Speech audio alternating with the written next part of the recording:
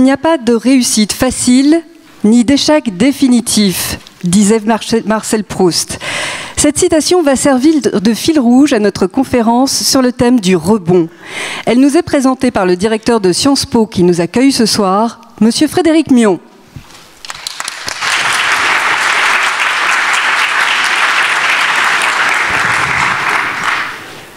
Madame la ministre, chère Fleur Pellerin, mesdames et messieurs, je suis très heureux de vous accueillir ce soir dans cet amphithéâtre Boutmy, un amphithéâtre que nous souhaitons ouvert à toutes et à tous, et surtout ouvert à toutes les initiatives et à tous les débats.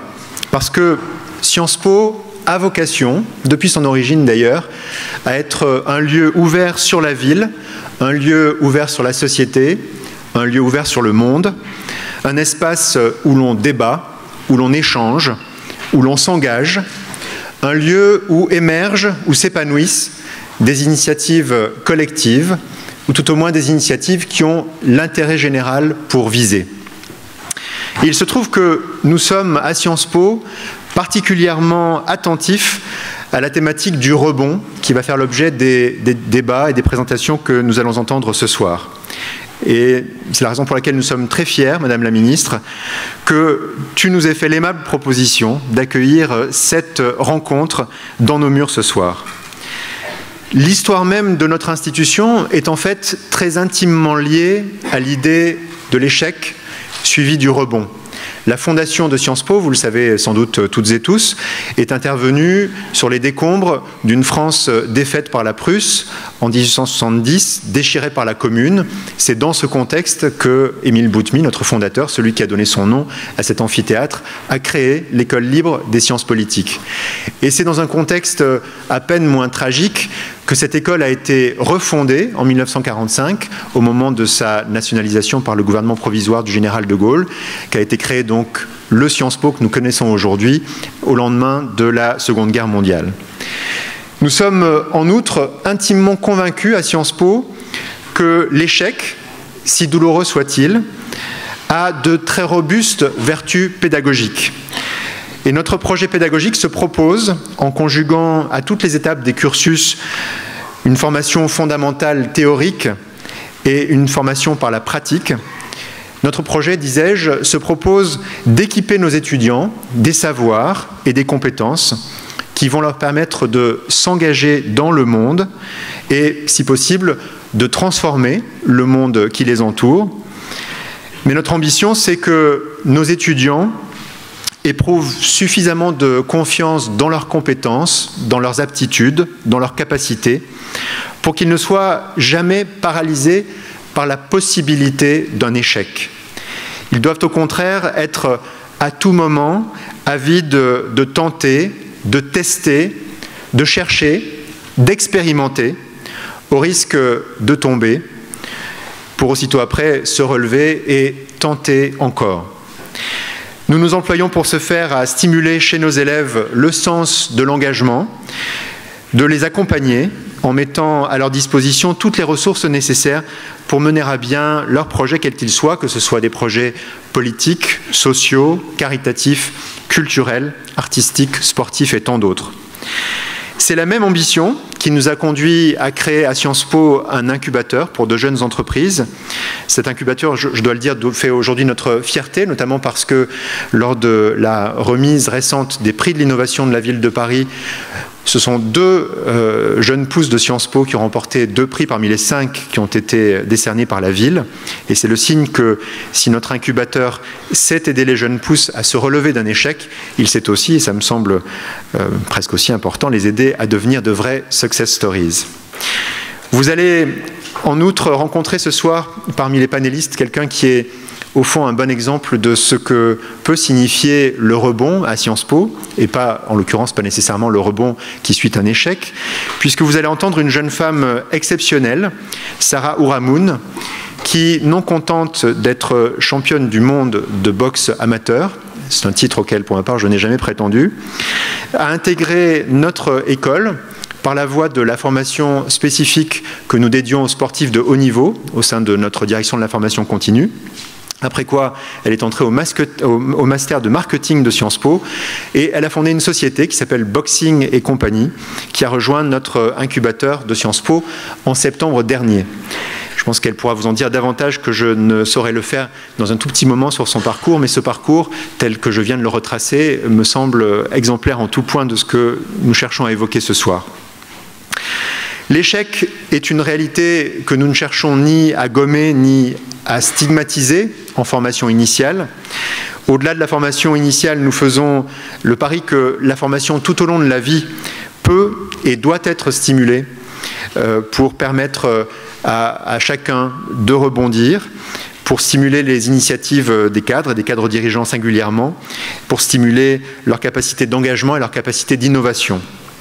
C'est la mission que j'ai assignée au jeune et talentueux nouveau directeur de la formation continue de Sciences Po, Nicolas Péjoux, qui interviendra à la fin de cette séance et qui signera tout à l'heure pour Sciences Po la charte du rebond, ce dont je me réjouis. La France, en matière d'échec ou de capacité à absorber l'échec, à le sublimer, à le surmonter et à le considérer comme l'une des clés du succès, a, je crois, un gros retard culturel à combler.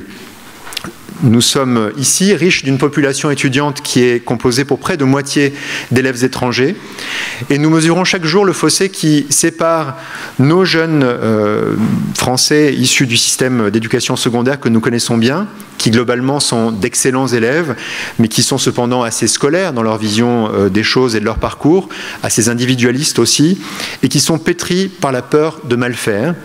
Et en disant cela, je n'invente rien, les sociologues ont écrit des volumes entiers pour décrire le phénomène que je retrace de manière synthétique. Le fossé entre donc ces élèves-là et leurs camarades formés en dehors de nos frontières. L'engagement qui est le nôtre, c'est de tenter de combler ce fossé. Cet engagement est un engagement ancien. Il s'est notamment concrétisé, vous le savez sans doute, autour d'une initiative prise voilà plus de 13 ans par mon prédécesseur Richard Descoings, ce qu'on a appelé les conventions éducation prioritaire, qui nous lient aujourd'hui à plus de 100 lycées de notre pays et qui doivent nous permettre collectivement de combattre l'autocensure des élèves dans le secondaire pour les aider à élever leur niveau d'ambition en stimulant leur envie, en stimulant leur confiance en eux et en faisant en sorte qu'un échec circonstanciel ne soit pas source pour eux d'une perte durable de confiance ou d'une orientation définitivement ratée. Au-delà du seul monde de l'éducation, dans de très nombreux domaines, les travaux des chercheurs en sciences humaines et sociales, dont certains chercheurs de Sciences Po, mettent en lumière une étonnamment faible tolérance à l'échec dans notre pays. Et c'est aussi le symptôme d'une certaine défiance, je crois, à l'égard des institutions et du vivre ensemble. L'échec n'est pas une tare, il peut au contraire être fécond. Il importe donc de le banaliser, il importe d'en valoriser la dimension éminemment pédagogique et positive. Le droit à l'échec est nécessaire, il est la contrepartie du risque inhérent à la volonté de s'engager, à la volonté d'entreprendre. Et donc il s'agit de libérer un potentiel d'énergie dormante, aussi bien sur le plan politique que sur le plan artistique, sur le plan social ou bien sûr sur le plan économique. Il y a bien sûr là un très vaste chantier pour notre pays qui suppose de développer dans chaque domaine des dispositifs d'accompagnement adaptés. Il suppose surtout de changer les mentalités.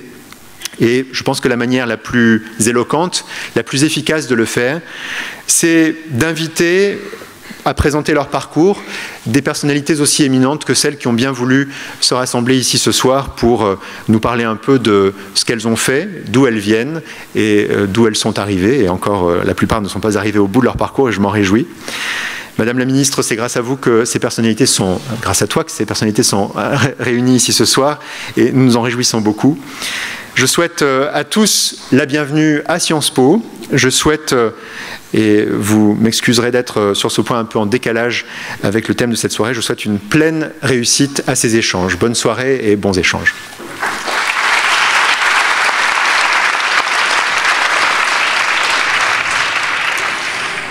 Il s'est un jour décrit lui-même comme mauvais élève, cancre même.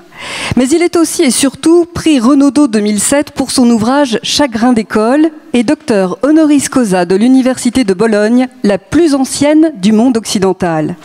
Qui, mieux que lui, pourrait nous expliquer les chemins, parfois tortueux, qui conduisent au succès? Accueillons Monsieur Daniel Pénac.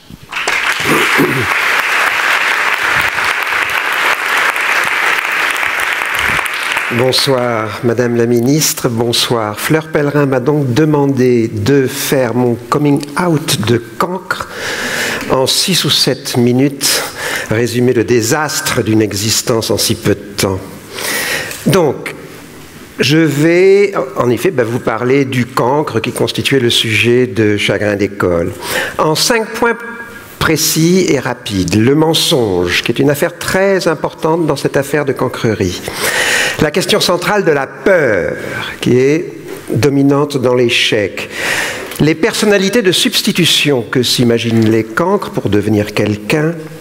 Les moyens de s'en sortir. Et une fois qu'on s'en est sorti, 5e et dernier point, les moyens qui sont à notre disposition pour essayer que d'autres que nous s'en sortent. Le mensonge, premier point.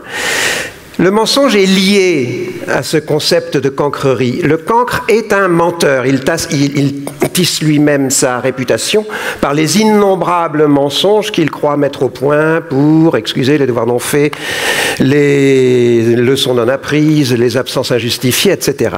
Mais une fois qu'il s'en est sorti, s'il devient par exemple un écrivain qui a pignon sur rue, il se trouvera toujours 40 ou 50 ans plus tard quelqu'un qui le soupçonnera de mentir s'il vient à parler de sa désastreuse existence scolaire. On lui fera remarquer que là, il se vante, qu'il prend une pause, etc. Parce qu'il est inimaginable dans l'histoire d'une réussite que la réussite en elle-même ne soit pas un continuum. Ça, c'est absolument ancré dans nos têtes françaises. La question centrale de la peur. Après être moi-même mort de peur pendant des années, mais finalement m'en être sorti scolairement, j'ai observé que chez mes élèves les plus atteints, chez mes cancres les plus atteints, l'élément dominant était la peur. Peur de quoi? Peur de ne pas répondre juste à la question posée, peur d'affirmer cette personnalité d'imbécile que l'image de ceux qui réussissent et des adultes qui sont lui forgent souvent, malgré eux, peur. Cette peur a des conséquences absolument désastreuses. Désir de fuite, soit par l'addiction que présente l'époque, et les époques successives présentent des addictions successives, soit par la fugue proprement physique, la disparition, dans le cas de ceux qui ne veulent pas se venger.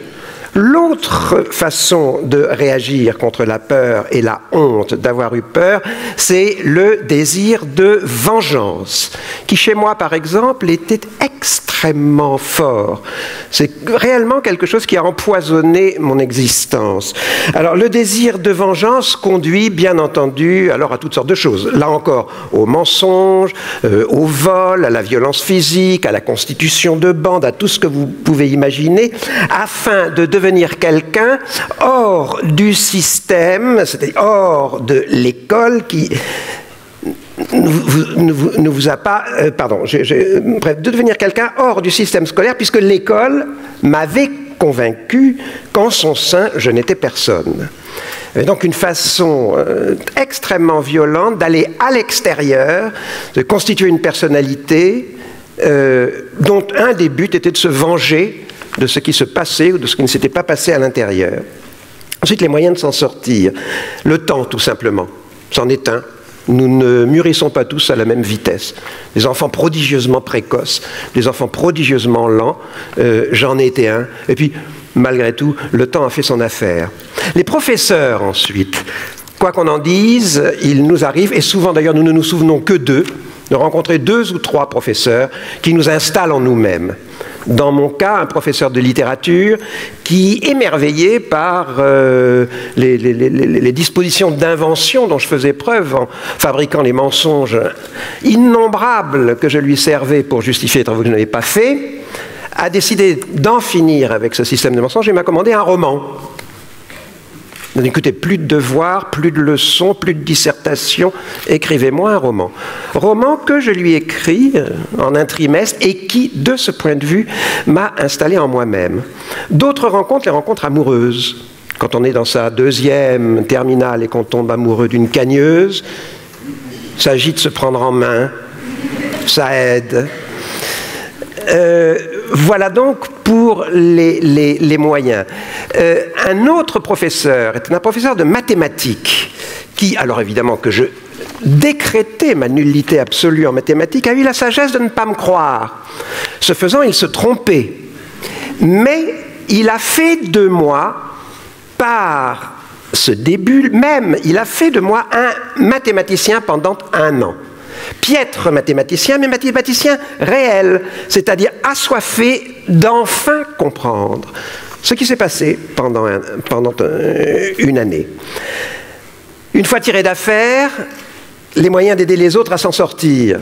Accepter par exemple de porter la bonne parole dans une conférence sur le rebond, mais surtout tirer la juste leçon de ce que nous fûmes, de ce que nous avons subi et des moyens par lesquels on ne nous a pas aidés.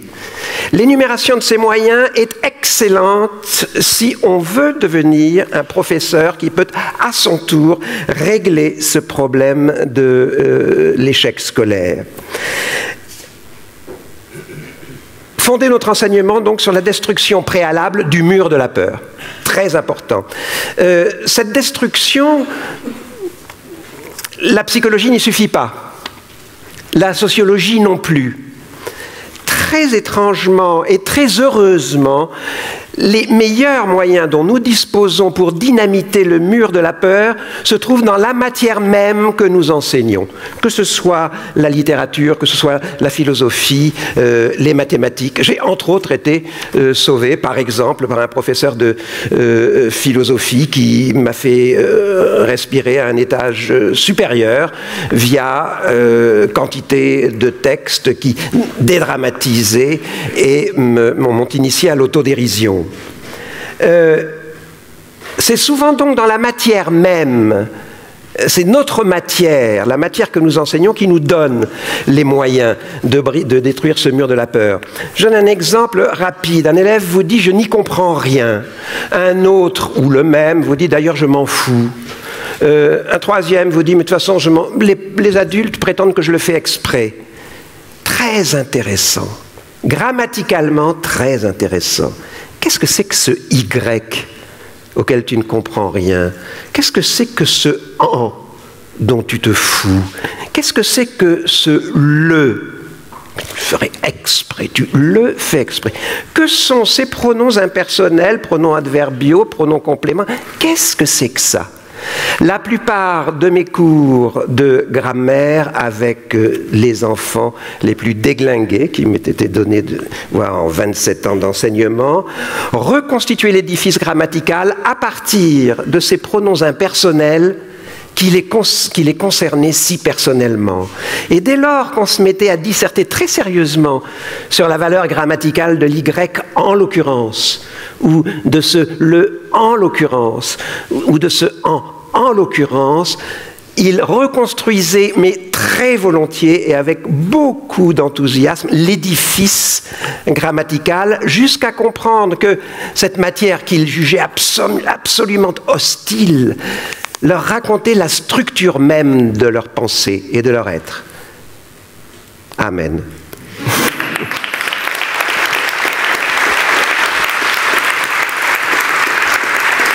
Et un des effets de ma cancrerie fait que j'ai pris aujourd'hui, exactement à la même heure, un autre rendez-vous, fait que je dois me sauver très vite et je vous prie de m'en excuser.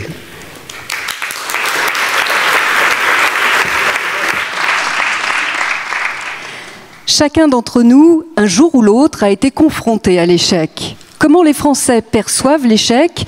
C'est l'objet d'une enquête que nous présente maintenant le directeur du département Opinion d'Ipsos, Monsieur Stéphane Zumsteg. Merci. Bonsoir. Je vais vous présenter brièvement les résultats, les principaux enseignements de cette enquête que nous avons réalisée il y a quelques semaines, dans le courant du mois de décembre.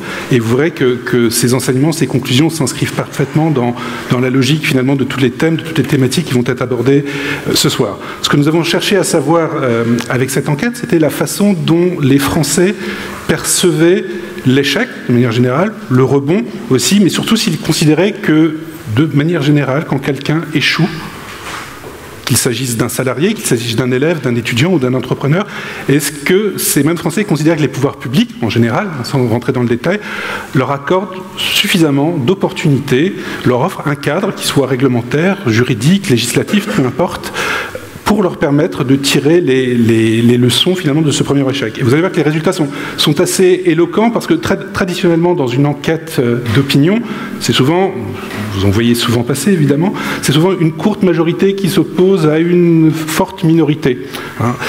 Dans les résultats de cette enquête, c'est tout l'inverse. Vous verrez très souvent, il y a une très large majorité, c'est pas de l'unanimité, mais on n'en est pas loin.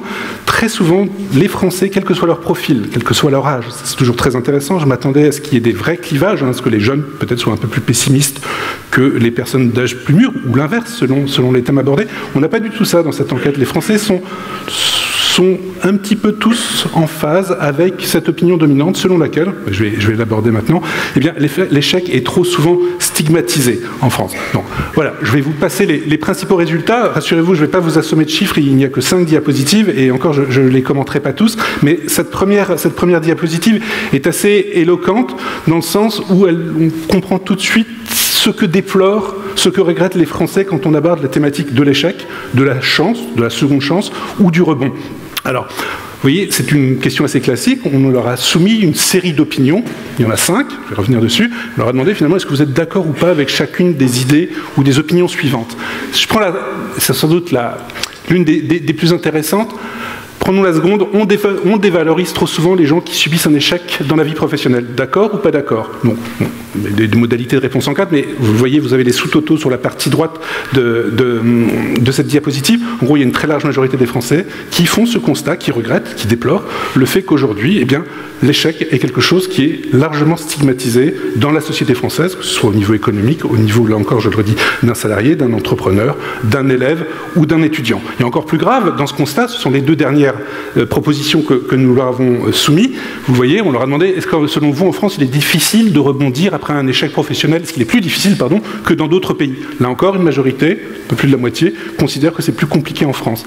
Même chose, et c'est un petit peu son corollaire logique, avec la dernière proposition. Est-ce que selon vous, il est pas facile ou pas de surmonter un échec professionnel aujourd'hui en France? Vous voyez que globalement, majoritairement, on estime que non. Non, c'est compliqué de surmonter aujourd'hui un échec. Donc là encore, j'insiste, ce que l'on déplore, ce n'est pas ce que l'on stigmatise, ce que les Français stigmatisent, ce n'est pas l'échec, c'est pas une critique des gens qui ont échoué, mais c'est plus le regret que l'échec n'est pas suffisamment valorisé, n'est pas suffisamment respecté d'une certaine façon par la société française dans son ensemble. Et troisième constat peut-être intéressant dans cette diapositive, c'est finalement ce qu'ils nous ont dit en premier. On leur a demandé selon vous est-ce qu'on apprend toujours de ces échecs. Les résultats se passent de commentaires. Les Français sont quasiment tous d'accord sur cette idée. Et sur le fait, c'est la troisième, est aussi très intéressante puisqu'on va y revenir. Selon vous, est-ce qu'une grande partie des créateurs d'entreprises qui ont connu un échec, qui ont réussi, ont d'abord connu des situations d'échec? Vous voyez là encore, il y a une majorité de Français qui pensent ça. Ça veut dire qu'au-delà de ce constat, de ces regrets, sur cette stigmatisation, cette dévalorisation un peu trop systématique de l'échec, il y a aussi le sentiment général chez les Français que l'échec, c'est quelque chose d'utile. Ça peut même être incontournable dans certains cas. On va revenir là-dessus. Mais dans l'esprit des gens, les Français qui ont réussi, notamment dans le domaine économique, notamment les entrepreneurs, mais pas uniquement, sont des gens qui, au début, en tout cas, ont connu des échecs et ont su prendre des risques. Là encore, je reviendrai sur cette notion de risque. Donc vous voyez, regret, mais sentiment malgré tout, largement majoritaire, que l'échec, c'est, comme vous le disiez tout à l'heure en guise de préambule, c'est pas une tare d'échouer. L'échec, ça peut être utile, et c'est souvent inévitable d'une certaine façon, puisque c'est de ces échecs qu'on apprend le plus. Donc, premier constat. Second constat, on a également demandé aux Français si, selon eux, dans toute une série de dimensions, l'on accordait suffisamment, on redonnait suffisamment la chance aux gens qui ont échoué.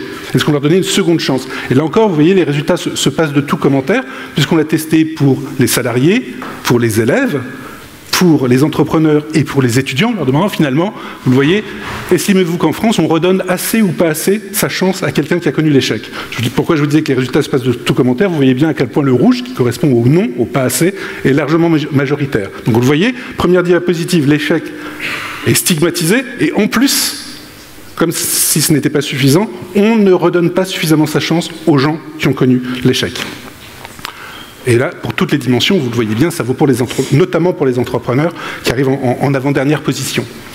Troisième diapositive, là encore, nous leur avons demandé si finalement on considérait, au-delà de ces constats, de ce ressenti, si l'on accompagnait suffisamment ou pas les Français, notamment les entrepreneurs, qui avaient connu, qui s'étaient retrouvés dans cette situation d'échec. Vous le voyez, sur les deux premières diapositives, on était dans le ressenti, on était sur le jugement général. Et là, on les confronte à quelque chose d'un peu plus réel. Selon vous, est-ce que les pouvoirs publics, est-ce que la société française a prévu quelque chose, et en tout cas a prévu suffisamment de mesures pour aider, encadrer, accompagner les personnes qui ont connu cet échec, en d'autres termes, pour leur permettre de rebondir. Vous voyez, là aussi, les résultats sont, pas de commentaires, le constat en tout cas est largement négatif. Plus de 3/4 des Français nous disent mais non, aujourd'hui on n'accompagne pas suffisamment les personnes, les entrepreneurs, les chefs d'entreprise qui ont échoué. Alors même que l'on considère qu'aujourd'hui, pour réussir, je vais passer rapidement sur cette slide, mais pour réussir aujourd'hui, il faut faire preuve quelque part d'audace parfois, et en tout cas il faut savoir prendre des risques, quitte à se mettre dans une situation d'échec, quitte, c'est là que je reviens sur cette notion de tas, ce n'est pas une tas, quitte à accepter l'idée, en tout cas au début, d'échouer. Donc vous voyez, il y a cette idée finalement que la société française, le regard des autres, mais aussi les pouvoirs publics en général, n'accompagnent pas assez, ne respectent pas assez, ne valorisent pas assez les personnes qui ont subi un échec. Et alors, au-delà de ça, et c'est la dernière diapositive, au-delà de ce constat général, on a essayé de tester finalement un certain nombre de solutions, d'initiatives, en tout cas un certain nombre de pistes en leur demandant, et voilà. Et finalement, si on mettait en œuvre chacune des mesures suivantes, pensez-vous que cela pourrait être efficace pour donner l'opportunité aux personnes ayant échoué, en tout cas dans un premier temps, de rebondir. Alors, on va les passer brièvement en liste, mais si vous voulez, voilà, on leur a demandé, est-ce que selon vous, généraliser les échanges d'expérience entre les nouveaux entrepreneurs et les entrepreneurs confirmés serait quelque chose d'efficace? Vous le voyez, oui, là encore, allons directement sur les sous-totaux de la partie droite, c'est efficace, ce serait inefficace. Oui, bien sûr, le retour d'expérience, l'échange d'expérience entre ceux qui ont réussi et ceux qui n'ont pas encore réussi pourrait être quelque chose qui est considéré comme largement efficace. Enseigner, c'est évidemment très intéressant, surtout quand on pense à l'endroit où on se trouve aujourd'hui, enseigner dès l'école primaire et jusqu'à l'enseignement supérieur les vertus de l'expérience et lutter contre le préjugé de l'échec. Vous voyez à quel point ce serait également considéré comme quelque chose d'efficace. Et vous avez d'autres mesures ensuite, mettre en valeur les réussites accomplies, communiquer davantage sur les dispositifs de soutien qui existent, ou sensibiliser même sur des choses un petit peu plus techniques, quelque part, un petit peu plus sectorielles, notamment sensibiliser les chargés de clientèle des banques au fait qu'un échec entrepreneurial pourrait être une expérience positive. Donc voilà ce que je voulais vous présenter brièvement, en finissant sur cette note-là, un petit peu optimiste. On voit bien, les Français déplorent cette stigmatisation, cette dévalorisation un petit peu trop systématique de l'échec. Ils regrettent le regard des autres, le regard que porte la société à l'égard d'un certain nombre de personnes qui ont pu échouer. Mais vous voyez, c'est pour ça que je parle de note d'optimisme, quand on leur propose concrètement des pistes concrètes justement, en leur demandant, et selon vous, est-ce que finalement on pourrait sortir de cette spirale ou de cette situation, de cet état d'esprit général à l'égard de l'échec, on voit bien que, et c'est pour ça que je parle de note d'optimisme, ils considèrent largement, majoritairement, que plein de choses sont possibles pour permettre aux gens, pour mettre en place des structures, des systèmes, des initiatives permettant de façon efficace aux personnes qui ont échoué de rebondir. Voilà ce que je voulais vous présenter.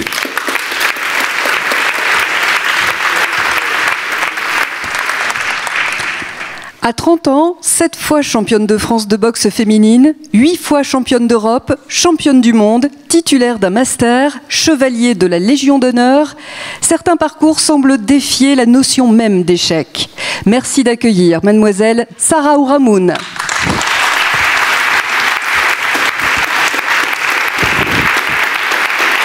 Bonsoir. Alors, quand on entend une telle annonce, j'imagine qu'on attend un gabarit impressionnant. Alors, c'est sûr qu'avec mon 1m58 et mes 50 kilos, je ne suis pas très crédible, mais je suis bien boxeuse. Alors j'ai commencé la boxe, j'avais 14 ans, c'était à Aubervilliers. Et en fait, je suis rentrée dans une salle où il y avait une centaine d'hommes qui boxaient un peu dans tous les coins. Et j'ai tout de suite eu envie de faire comme eux. C'était un peu comme la petite poussette au pays des machos. Et d'ailleurs, certains me conseillaient gentiment d'aller enfiler un tutu alors que moi, je voulais enfiler des gants. Et finalement, leur obéir aurait été pour moi, quelque part, mon premier échec. Et d'ailleurs, avant la boxe, il y avait peut-être eu un risque encore plus important avec ce que certains appellent la fatalité des quartiers.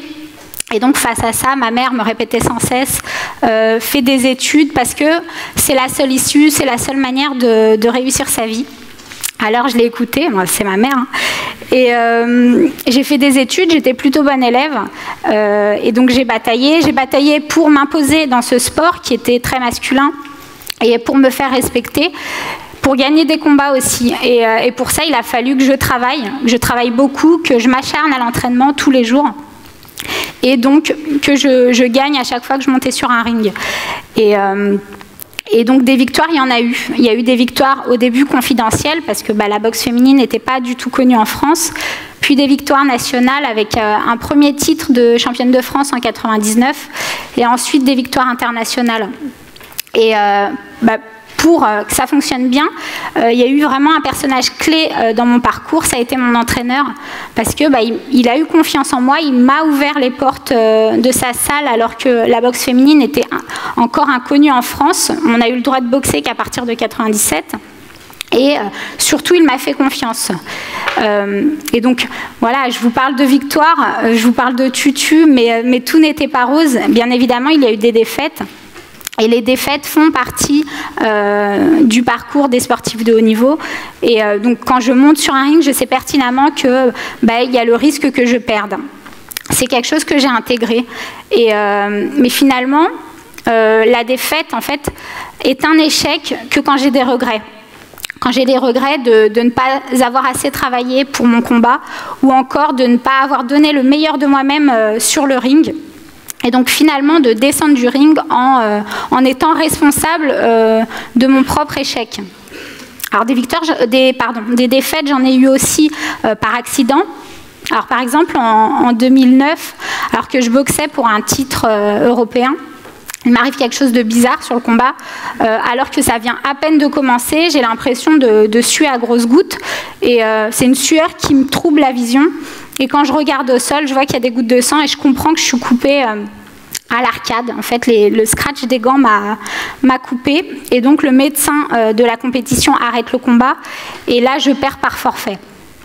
Et précisément, dans ce cas-là, je ne peux pas considérer cette défaite comme un échec parce que c'est de la malchance, c'est les aléas de la vie. Et finalement, c'est les risques du métier de boxeuse. J'ai connu aussi un autre type de défaite dans l'injustice. En 2008, je boxe en Chine, en finale des championnats du monde. Et donc, je suis face à une Chinoise. Objectivement, je gagne mon combat. Les juges en décident autrement. Et donc, le public est scandalisé. Moi, je suis effondrée. J'ai vraiment envie de tout arrêter. Et mon sentiment devient encore plus complexe quand quelques mois plus tard, la Fédération internationale me renvoie par la poste la médaille d'or en m'expliquant que, en plus d'avoir triché, la Chinoise était contrôlée positive au test d'antidopage. Donc finalement, j'étais championne du monde, mais vous imaginez bien que sans podium, sans hymne national, c'est un titre qui est resté un peu amer.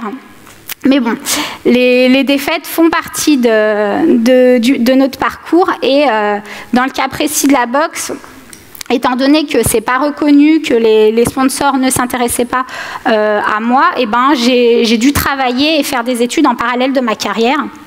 Et donc, j'ai travaillé en tant qu'éducatrice spécialisée dans un institut pour enfants handicapés et j'ai repris mes études à Sciences Po grâce au cursus réservé aux sportifs de haut niveau, comme l'a expliqué tout à l'heure Monsieur Millon.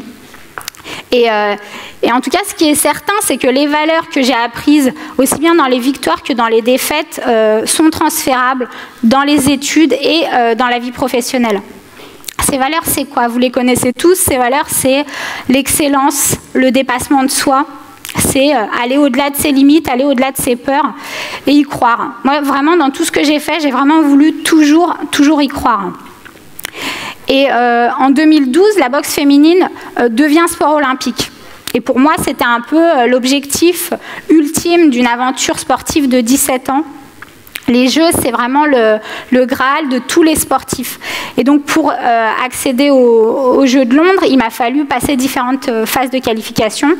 Et pour la dernière phase, vraiment le dernier combat qui me permettait d'y aller, je me retrouve face à une boxeuse bulgare que j'avais battue 3 semaines auparavant. Et là, ça se joue en 4 rounds, 8 minutes. 8 minutes qui un peu concrétisent tout le travail de plusieurs années. Et donc 4 rounds, et ce combat, je le perds. Je le perds et je considère que c'est des années de travail anéanties en 8 minutes. Alors je dis anéanti, mais c'est peut-être pas le mot juste, parce que bon, finalement il y a tout un parcours qui fait que j'ai grandi, mais en même temps j'ai perdu ce combat parce que sur le moment je me suis concentrée sur l'enjeu, j'avais vraiment envie d'aller aux Jeux Olympiques et finalement j'ai oublié toute la stratégie, toutes mes qualités. Et donc forcément, il y a eu une grosse déception, ça a été dur, mais la vie continue. Et c'est précisément toutes les valeurs que j'ai apprises dans le sport qui m'ont permis de rebondir. Le goût du défi, le challenge, qui m'ont aujourd'hui donné envie d'entreprendre un projet qui aujourd'hui est incubé à Sciences Po, à l'incubateur. Et toutes ces valeurs, précisément, m'ont aussi permis d'intégrer la paradoxale notion d'échec dans un sport qui est tendu par définition vers le succès, vers la compétition. Et maintenant que je suis un peu pionnière en boxe féminine, quand je vois des jeunes filles qui vont de plus en plus dans les salles d'entraînement et qui parlent du double cursus études et sport de haut niveau comme d'un modèle, c'est une petite victoire. Et puis après, je peux encore me lancer d'autres défis et me qualifier pour les Jeux de Rio, pourquoi pas, mais bon. Et puis finalement, ma plus belle victoire aujourd'hui, c'est cette merveille qui m'est arrivée il y a 5 mois, c'est la naissance de ma fille Aïna. Et ça vaut bien plus qu'une médaille olympique. Merci.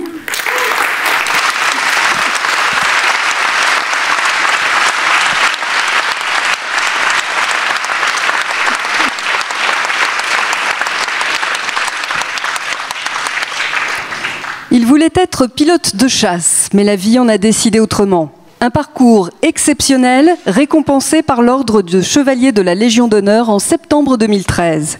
Les plus grandes réussites passent souvent par des échecs. C'est ce dont témoigne le fondateur de Cayentis et président du comité Richelieu, Monsieur Philippe Bernat.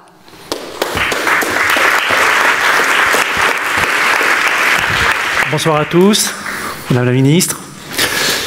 On l'a compris, finalement, l'échec fait partie de notre quotidien et j'ai presque envie de dire que si on ne le rencontre pas, on n'a pas forcément vécu intensément sa vie d'entrepreneur ou sa vie de sportif ou de sportive d'ailleurs.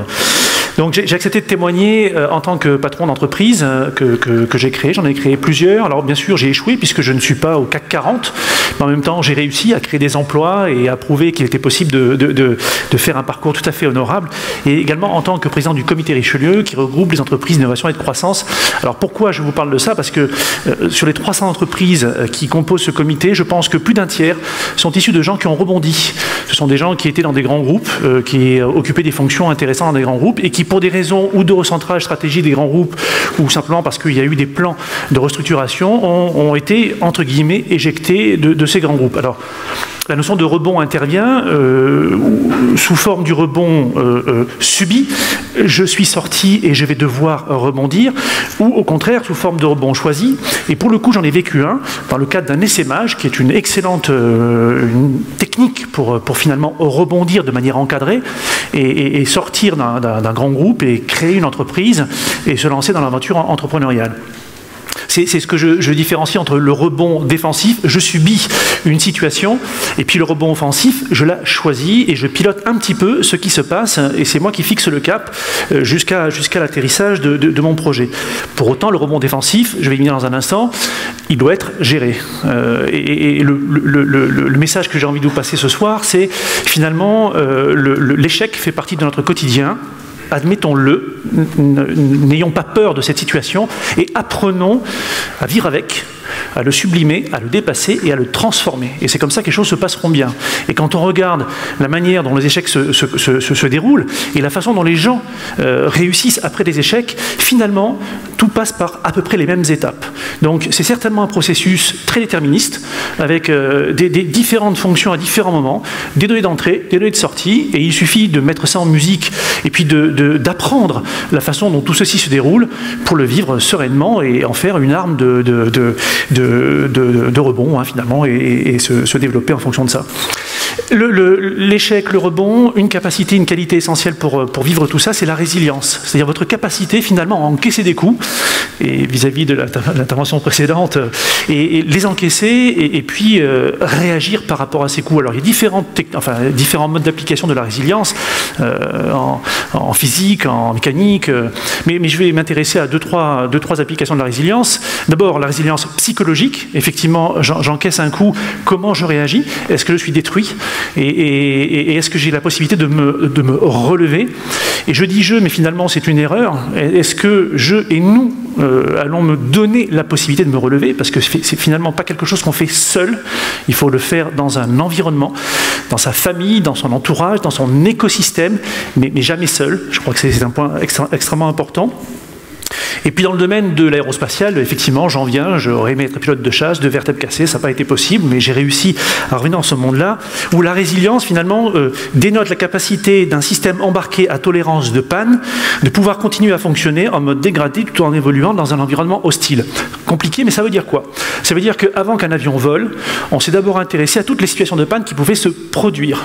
On les a posées, on les a décortiquées, on les a évaluées en termes d'occurrence de panne, et puis vis-à-vis de chacune des pannes, on a identifié un mécanisme qui permettait de tolérer cette panne. Et finalement, en faisant quoi? En se préparant, en testant, on l'a dit tout à l'heure, en éprouvant un certain nombre de choses, et par rapport à toute situation, on sait dire à peu près ce qui va se passer le coup d'après. Alors ça veut dire quoi? Et c'est là où on rentre dans cette capacité que nous devons apprendre tous vis-à-vis de l'échec, c'est je vois arriver un échec, je ne dois pas le subir, je dois avoir des capteurs, des signaux faibles qui me disent tiens, il se passe ça, tiens, il se passe ça. Je dois sentir la vague qui arrive, et vis-à-vis de cette vague, je dois être capable de me reconfigurer et finalement de réagir. Donc ça veut dire qu'on doit l'apprendre à l'école, avant toute chose, c'est-à-dire ne pas avoir peur, ne pas être tétanisé par une situation qui vous envahit et qui vous empêche toute capacité de réaction. Donc vous mettre à l'aise avec ça. Et moi je pense que dans la société dans laquelle on vit, l'impermanence qui est notre quotidien fera que celui qui n'aura pas vécu d'échec, c'est juste pas possible. Si on n'est pas dans une situation où on est appelé à vivre 3, 4, 5, 10 échecs dans sa vie, je comprends pas.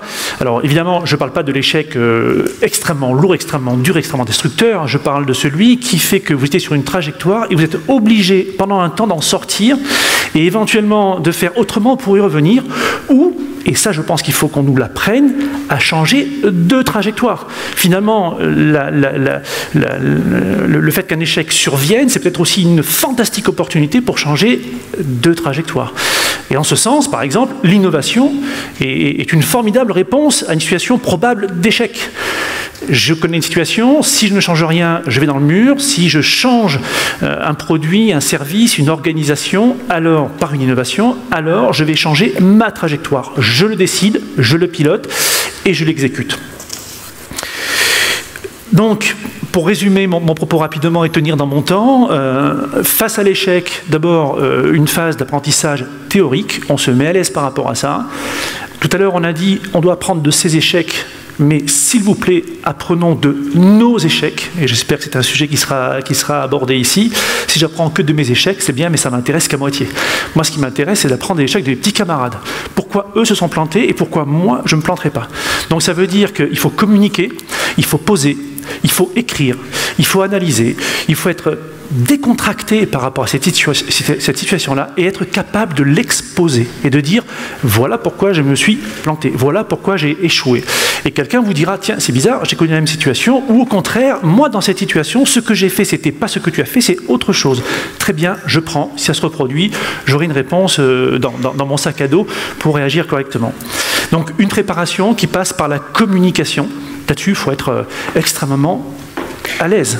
Bon, ben, on s'est planté, on n'a pas failli, on ne va pas aller en prison.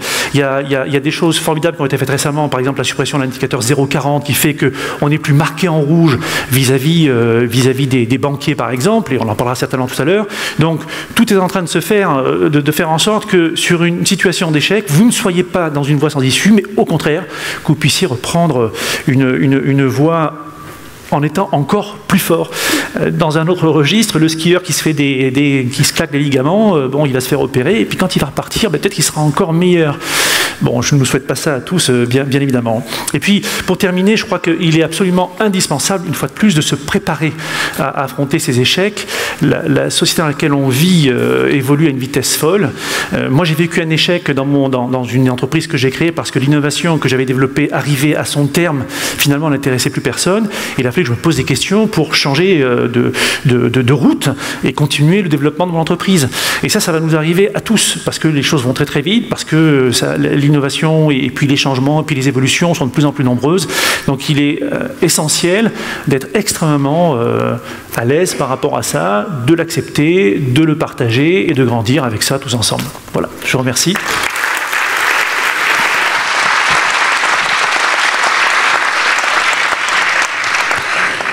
Quand la réussite côtoie aussi le drame, comment se reconstruire ? C'est tout l'enjeu de la notion de résilience, cet art de naviguer entre les torrents, cher à Boris Cyrulnik. C'est cette voie qu'a su prendre l'actuel PDG du groupe Bernard Loiseau, Madame Dominique Loiseau. D'accord.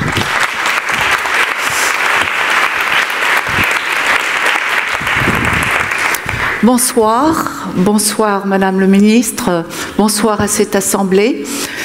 C'est une assemblée qui m'impressionne beaucoup parce que moi je viens d'une famille d'ouvriers, je n'ai pas fait d'école de commerce et mon plan de carrière n'a jamais été d'être entrepreneur. J'ai fait une maîtrise de recherche de biochimie, j'ai été professeur de sciences appliquées à l'alimentation, j'ai rencontré mon mari, je suis à Saulieu dans notre relais château depuis 24 ans, mais je n'ai jamais endossé la carrière de chef d'entreprise. Ce qu'il faut savoir, je suis une aubergiste dans l'âme, et ce métier d'aubergiste, je l'ai appris auprès de mon mari. Alors Bernard, vous le connaissez tous, c'était le chef le plus populaire de France. Il y en avait deux, il y avait Bernard et Paul Bocuse. Une année c'était l'un ou l'autre qui était le plus connu si l'on se réfère au sondage. Cet homme s'est installé dans une maison mythique qui est la Côte d'Or à Saulieu. Et il a eu 1 étoile, 2 étoiles, 3 étoiles, ce qu'il s'était promis quand il avait fait son apprentissage de cuisine à 15-16 ans. Il a fait un très beau relais et château de 32 chambres. J'ai participé avec lui durant 15 ans à sa notoriété, à ses livres, à embellir la maison, à accueillir les clients. Enfin, nous étions très complémentaires, lui et moi. Nous étions cotés en bourse depuis 1998. Nous avions donc 3 restaurants à Paris. Et cet homme, effectivement, j'étais pas tellement... Moi, je suis une microbiologiste, biochimiste. Je connaissais pas la bipolarité. Et puis, on n'en parlait pas tellement il y a 11-12 ans. Et cet homme c'était l'énergie même, il était toujours soit vraiment exubérant, très jovial, et puis quand il rentrait à la maison, c'était le calme plat. Alors je me disais, il recharge ses piles, mais je ne me doutais pas de ce caractère bipolaire. Bon, tous les hivers, il faisait sa petite déprime, parce que l'hiver, on a moins de monde. Il n'avait quand même pas la bonne idée de rester ouvert 365 jours dans l'année. Il était ouvert tout le temps. Maintenant, je ferme pour me protéger. Et puis est arrivé le 24 février, ce que vous avez tous appris. Alors, venant d'un être aussi jovial, qui regonflait ses clients quand il partait avec eux, c'était quelque chose que personne ne pouvait imaginer. Même pas moi, parce que c'était un gagnant, cet homme. C'était vraiment pas un perdant. Et alors, quand je l'ai retrouvé, c'est moi qui l'ai trouvé, vous ne pouvez pas le ressusciter, Donc, moi, je me suis résignée. Je me suis dit, il n'est plus là.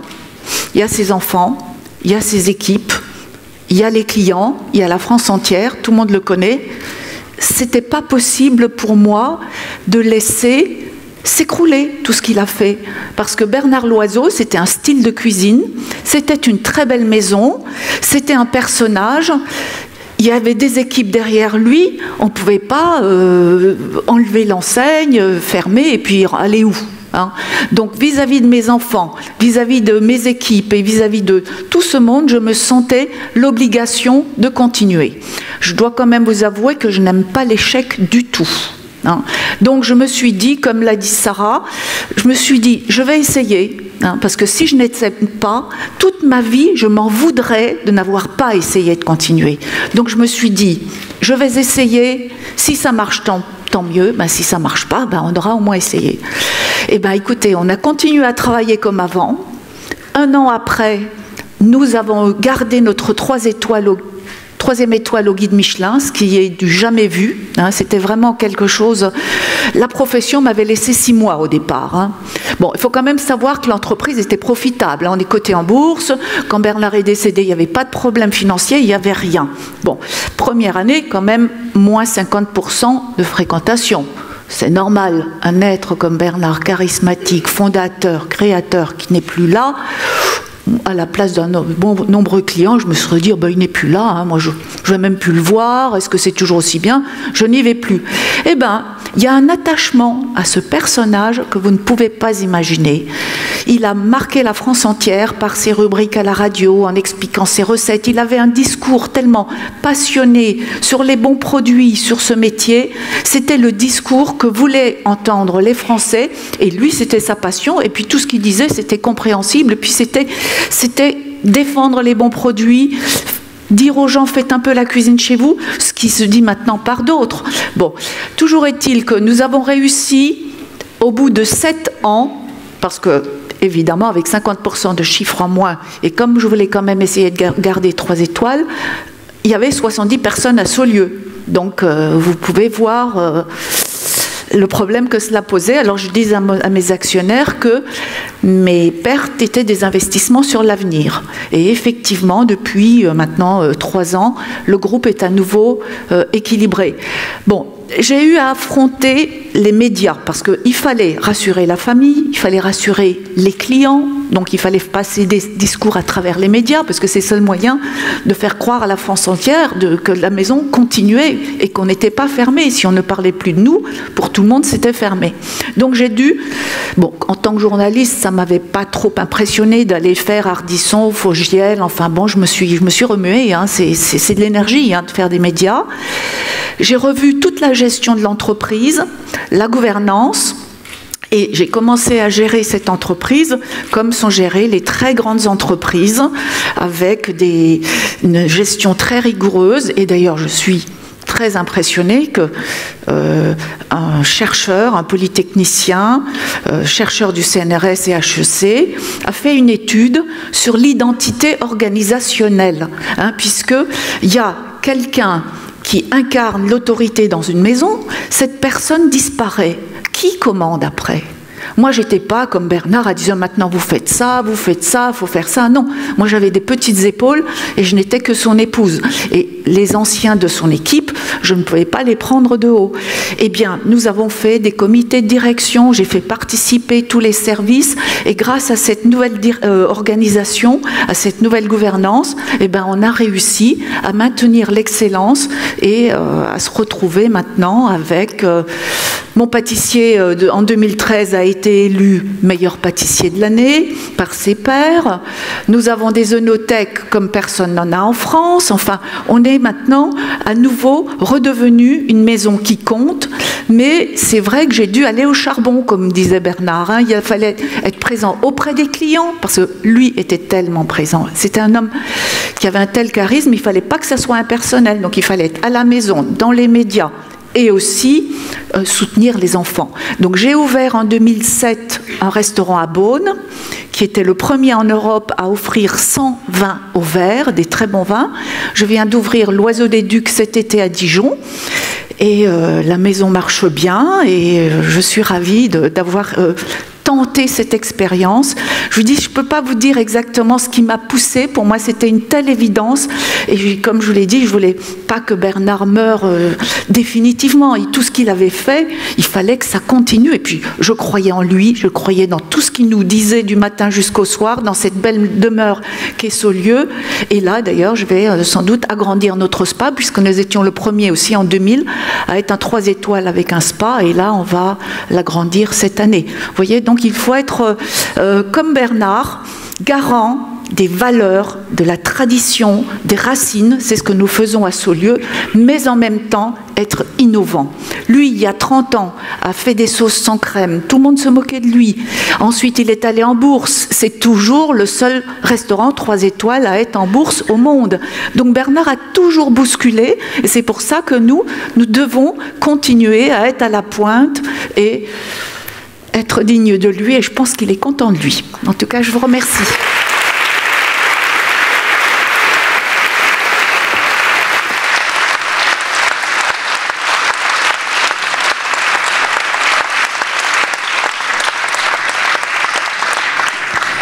Pour rebondir, il faut du talent, mais aussi parfois des outils pour accompagner et aider ceux qui en ont besoin à se relever. Ces outils comportent aussi une dimension financière, soutenir les entrepreneurs par l'intermédiaire de crédits, de garanties ou d'apports en capital, c'est le rôle de BPI France. Le directeur exécutif de la division Innovation de BPI France nous l'explique, Monsieur Paul-François Fournier. Bonsoir. Alors moi je ne suis pas boxeur, je suis banquier. Pour vous dire quelques mots d'abord sur BPI France et comment à BPI France nous souhaitons évidemment accompagner cette transformation, ce rebond. On l'a dit tout à l'heure, nous croyons au sein de BPI France que finalement le rebond c'est l'innovation. L'innovation c'est effectivement changer un produit, changer une façon de travailler. Et quand on met en place cette réflexion sur bousculer les codes, transformer notre façon de travailler, on se rend compte que ça marche. Ça marche concrètement comment? Ça crée du chiffre d'affaires. En Europe, typiquement, une étude récente montre que les entreprises innovantes ont une croissance de chiffre d'affaires de 10% en moyenne, alors que les entreprises qui ne sont pas innovantes ont leur chiffre d'affaires qui baisse de 3%.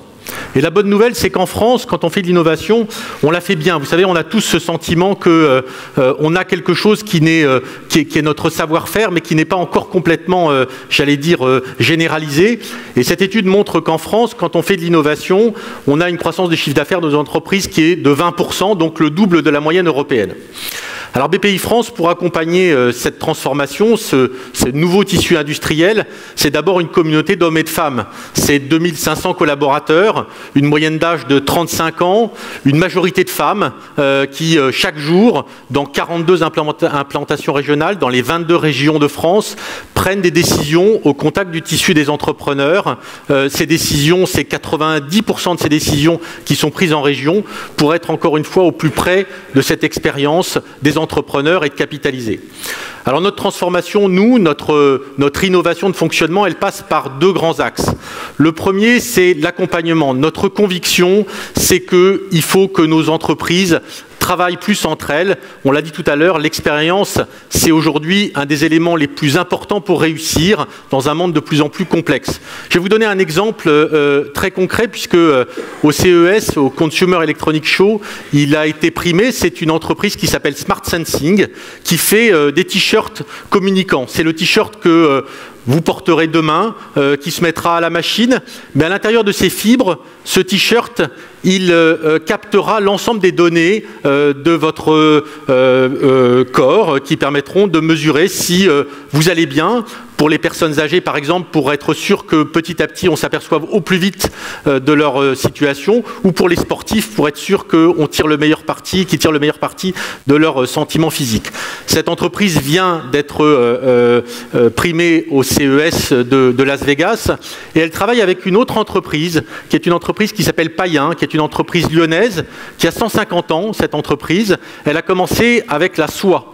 Et cette entreprise, elle est aujourd'hui un des leaders mondiaux des tissus de nouvelle génération. Elle est au cœur de ce programme des vêtements communicants et son chiffre d'affaires croît de 30% par an parce qu'elle a su à chaque fois faire face à la transformation et, encore une fois, travailler en étroite collaboration avec des partenaires qui leur ont apporté le savoir-faire pour gérer cette transformation.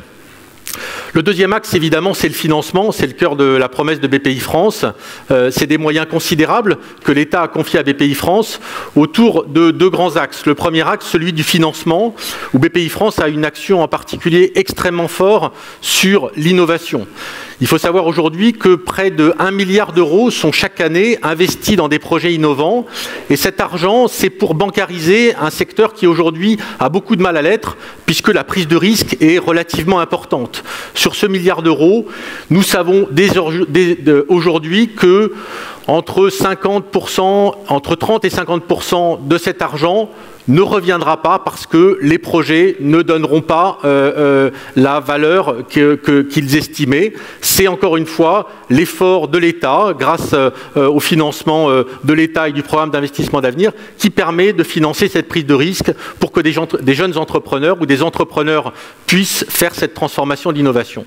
Et puis le deuxième axe, c'est évidemment l'investissement qui permet là encore de compléter et d'investir pour l'international. C'est aujourd'hui le domaine du capital risque qui est financé pour une part extrêmement importante par BPI France. Nous jouons un rôle contracyclique dans cette phase de crise.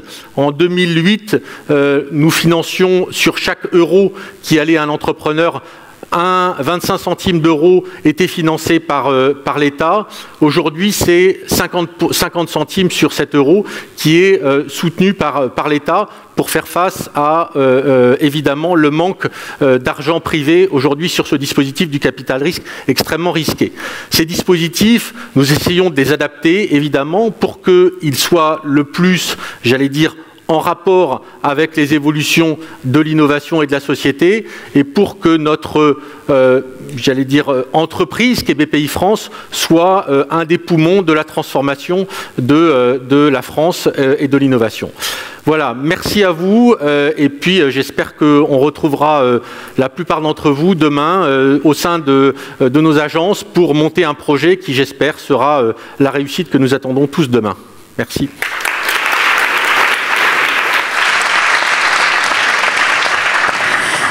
Être pendant 25 ans dirigeant d'un très grand groupe alimentaire, créer son entreprise, déposer le bilan 8 ans plus tard, puis décider de partager son expérience en imaginant une structure qui permette d'aider celles et ceux qui traversent ces mêmes difficultés. Le créateur de l'association 60 000 rebonds nous en parle, Monsieur Philippe Rambaud.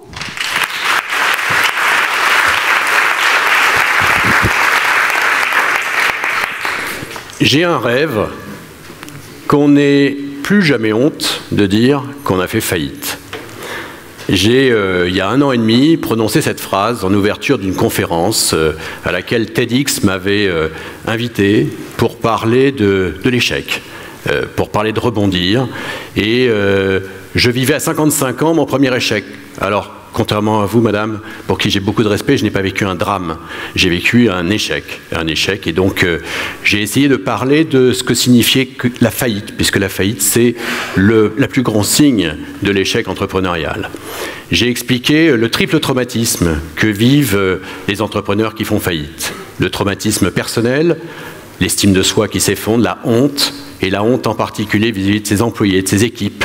C'est le sujet et c'est l'élément qui ressort le premier. Ensuite, le traumatisme professionnel. J'ai vécu, alors qu'avant ma carrière s'était très bien passée, j'ai vécu à 55 ans et c'est tard. Mon premier échec, ma première stigmatisation, mon premier isolement. Et puis enfin, j'ai vécu un échec financier. On en parlera, très relatif. J'ai perdu les économies, le capital que j'avais mis dans cette société. Et en plus, j'avais à l'époque bénéficié du 0,40 de la Banque de France. Madame le ministre, nous ne serons jamais assez reconnaissants de nous avoir fait abroger ce 0,40 parce que c'était impossible de rebondir sans pouvoir ouvrir de compte en banque, sans avoir de légitimité auprès des banques. Merci.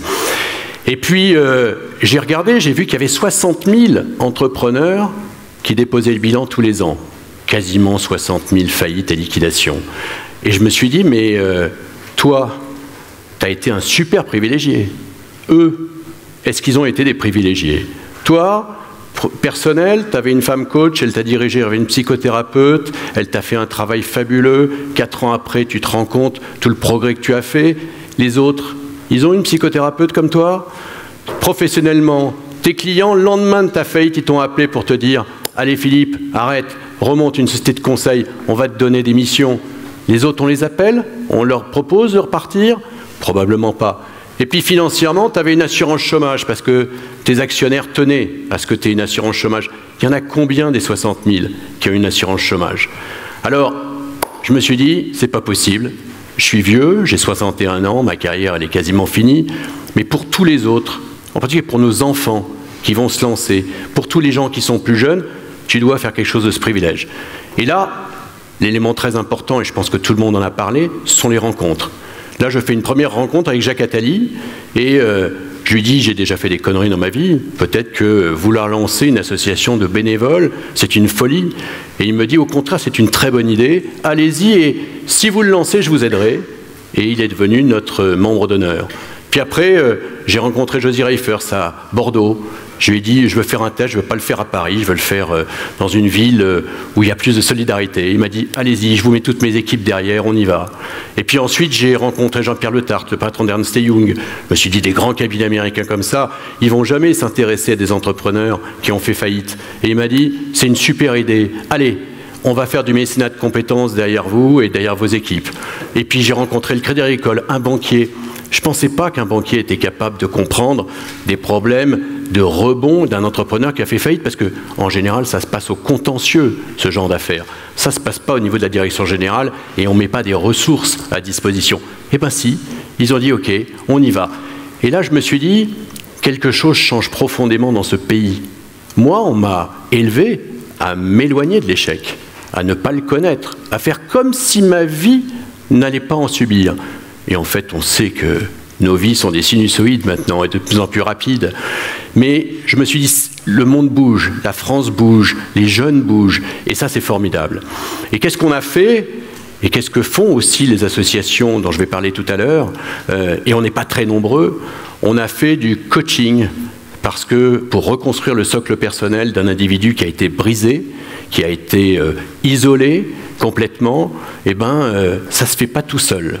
Donc il faut lui mettre les meilleurs. Moi, j'ai une psychothérapeute, je ne peux pas la donner, elle n'a pas le temps. Et puis je ne suis pas sûr que tout le monde accepterait la psychothérapie.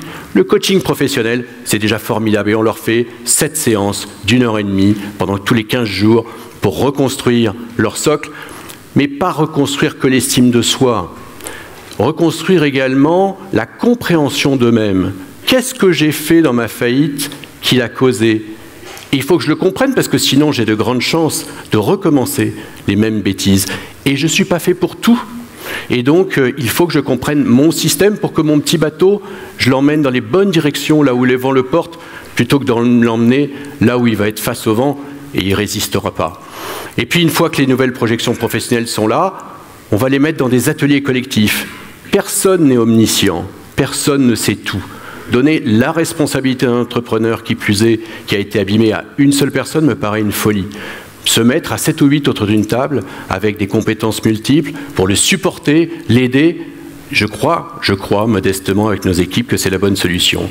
Et puis, enfin, on va essayer de financer un modèle frugal, des petits investissements avec notre banquier, avec le financement participatif. Et là, je tire mon chapeau à My Major Company qui nous a porté 4 de nos entrepreneurs et j'espère des centaines plus tard, à travers des dons aussi d'entrepreneurs locaux qui nous disent « Moi, je ne me suis peut-être pas planté, mais je crois aux gens qui se plantent. Et je crois que les gens qui se plantent, c'est ceux qui seront les plus forts demain.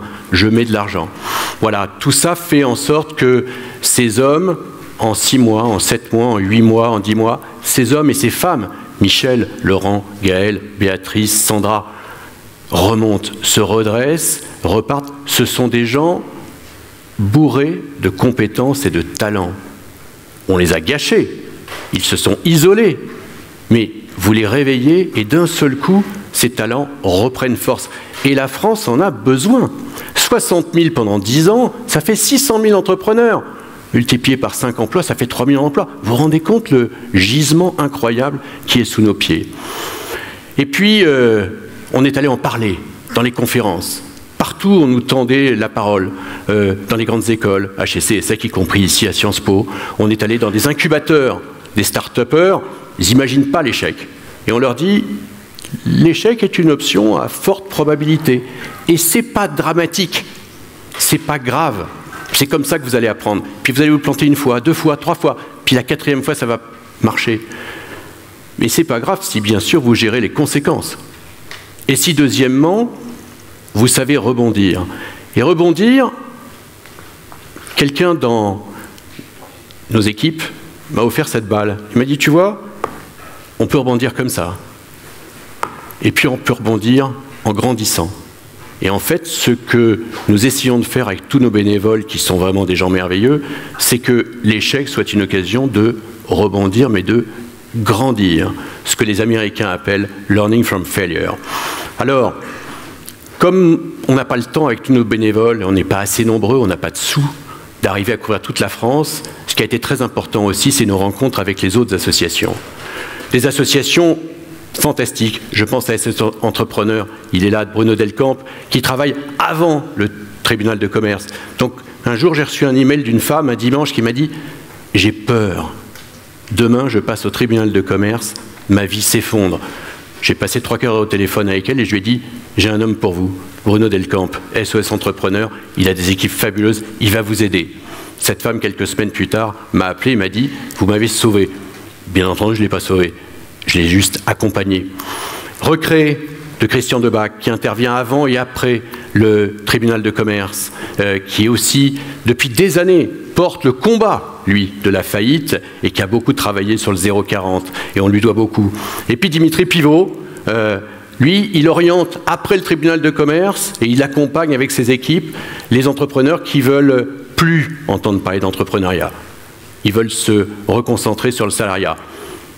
Pour quelques années, pour toute leur vie, peu importe. Et il les aide, il emmène une 30aine d'entreprises avec lui pour accueillir ce qui, soyons honnêtes, à une certaine époque, étaient des gens stigmatisés, des losers. Non, il les accueille et ils en font quelque chose d'important. Alors, qu'est-ce qu'on pouvait faire tous ensemble, tous les 4, et très stimulés par le ministère et les équipes de Fleur Pellerin, François Perret en particulier et ses équipes, c'est déjà un portail facile pour que des entrepreneurs qui ont fait faillite, j'ai oublié de vous dire, les entrepreneurs qui ont fait faillite, ils se cachent, parce qu'ils ont honte, évidemment.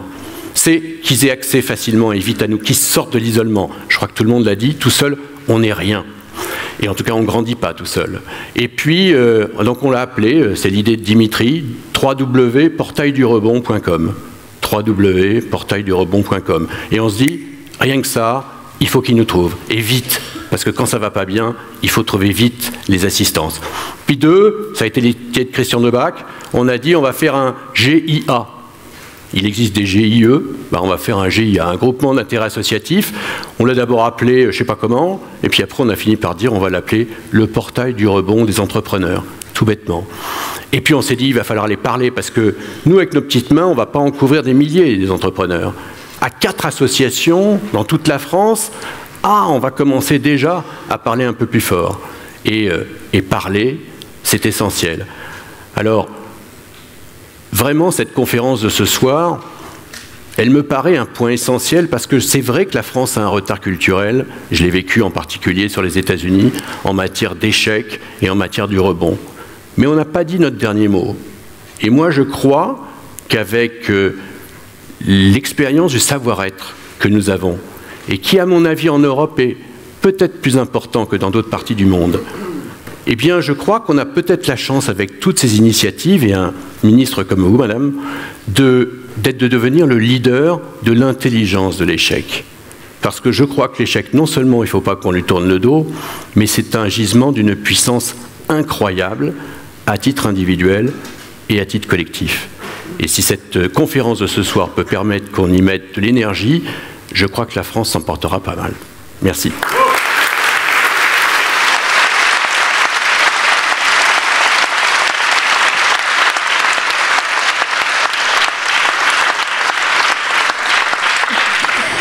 Il a travaillé sur des problématiques RH en accompagnant des cadres et des dirigeants au sein du cabinet de conseil Eurogroupe Consulting. Il est maintenant directeur de la formation continue de Sciences Po.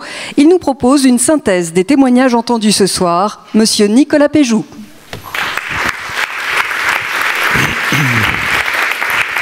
Madame la ministre, mesdames et messieurs, bonsoir. Alors, c'est assez paradoxal cet exercice. Je suis censé clôturer à chaud tout en ayant tout préparé à l'avance. Mais bon, je vais quand même me livrer à cet exercice devant vous au risque d'échouer. Je vais commencer par un petit sondage. Tout à l'heure, une étude très circonstanciée et très détaillée vous a été présentée par le cabinet Ipsos. Moi, je vais faire un sondage à chaud. Qui ne connaît pas la loi de Murphy? Donc, vous connaissez tous la loi de Murphy. Donc pour résumer, la loi de Murphy dit ceci: tout ce qui peut échouer va échouer, ou pour le dire de manière un peu plus prosaïque, tout ce qui peut mal tourner va mal tourner. Autrement dit, une loi qui est à la fois anecdotique, quoique pour certains c'est un sujet d'études scientifiques, mais une loi qui a peu à voir avec la soirée de ce soir. En fait, cette soirée vise à la fois à donner raison et tort à cette loi. Lui donner tort tout simplement parce que tout ce qui peut mal tourner peut finalement bien tourner, et lui donner raison, effectivement, tout ce qui peut mal tourner, et alors? Finalement, toutes les interventions qui m'ont précédé prouvent que finalement, ce qui peut mal tourner, effectivement peut mal tourner, et ce n'est pas si grave. Alors finalement, cette loi, que vous pouvez tout de suite oublier, ne doit surtout pas gouverner nos esprits, influencer notre approche de l'échec, de la victoire, des projets, des inventions, des innovations, et finalement du risque, car c'est bien de risque dont il s'agit ce soir. Et finalement, l'échec n'est pas tant un problème qu'une simple probabilité, et plus que l'échec, c'est la peur de l'échec qui est un obstacle et un vrai défi, comme l'a rappelé Daniel Pénac tout à l'heure. Alors, vous allez me dire que je prends un exemple peut-être un petit peu extrême.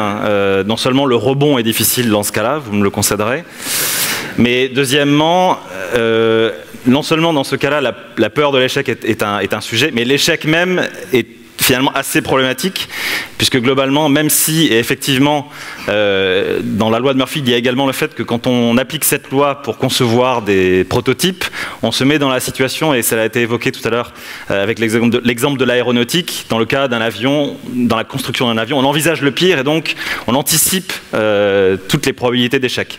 Là, dans ce cas-là, il est clair que l'échec est possible, finalement la réussite a été totale, mais ce qu'il faut retenir de cela, ça n'est pas la victoire et la réussite, que l'absence de peur d'y aller, la peur de se lancer, la peur finalement de sauter dans l'inconnu. Cette peur de l'inconnu, cette peur de l'échec, elle est très liée à la confiance que l'on peut avoir en soi, que l'on peut avoir dans son environnement.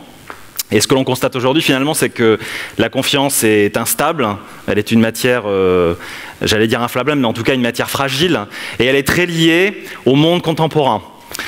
Et quoi de mieux qu'une ancienne carte de navigation pour décrire le monde contemporain qui est marquée par l'incertitude. Des incertitudes économiques, des incertitudes financières, des incertitudes sociales, des incertitudes politiques, géopolitiques, bref, autant d'opportunités finalement. Ces incertitudes sont des opportunités, et si on devait le représenter de manière graphique, une carte de navigation du XVIe, du XVe, du XIVe ou du XVIIe siècle serait finalement une très belle image, et finalement pour représenter toutes ces possibilités de navigation dans ces différentes possibilités de développement, de découverte, d'innovation, d'invention. Et pour accompagner cette image, vous pouvez retenir la formule que les cartographes utilisaient pour accompagner leurs amis ou ennemis navigateurs selon les cas. Pour les régions de ces terra incognita qui étaient particulièrement inconnues et donc potentiellement à risque et donc potentielle source d'échec, ils avaient une formule, ils disaient en latin « hic sunt dracones ». Vous avez tous compris. Ici sont les dragons.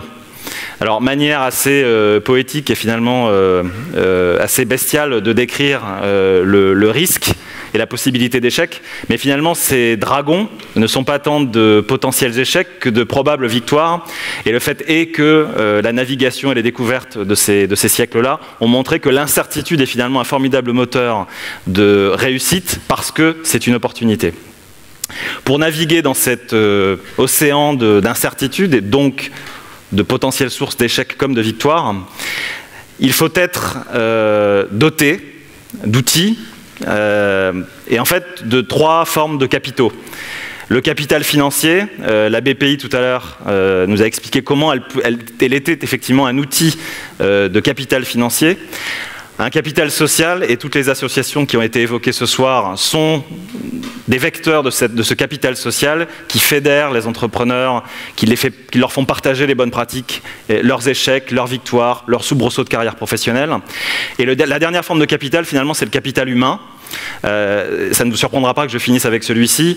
Des institutions comme Sciences Po, toutes les institutions, qu'elles soient scolaires ou d'enseignement supérieur, participent à cette production et à cette mise à jour du capital humain. La résilience fait partie du capital humain. Le goût de l'épreuve fait partie du capital humain, qui globalement est un cocktail à la fois personnel et collectif de votre personne comme de votre organisation ou de votre environnement, qui mélange des expériences, des compétences et des sentiments qui vous poussent à agir sans même craindre l'échec, sans en avoir peur. Mais pour acquérir ou voire développer ce capital humain, encore faut-il être accompagné. Et des institutions comme Sciences Po, en l'occurrence, et c'est particulièrement vrai pour les programmes de formation exécutive qui s'adressent à ceux qui ont déjà une carrière professionnelle, qui ont déjà bondi, si j'ose dire, dans la vie professionnelle et qui parfois ont envie ou ont besoin de rebondir de manière défensive ou offensive. Tout à l'heure, les deux rebonds ont été évoqués, donc ça faisait référence pour le coup à ceux qui sont fans de sport, mais au basket plutôt qu'à la boxe. Et finalement, effectivement, au basket, l'une des principales sources de succès d'une équipe de basket, c'est la capacité à rebondir dans la raquette. Ben finalement, si on devait faire un comparatif entre les dispositifs de formation continue et un sport, ça pourrait être celui du basket. Tous les dispositifs de formation continue sont des leviers pour donner à ces équipes, à ces individus, des capacités de rebond beaucoup plus offensifs dans leur trajectoire professionnelle.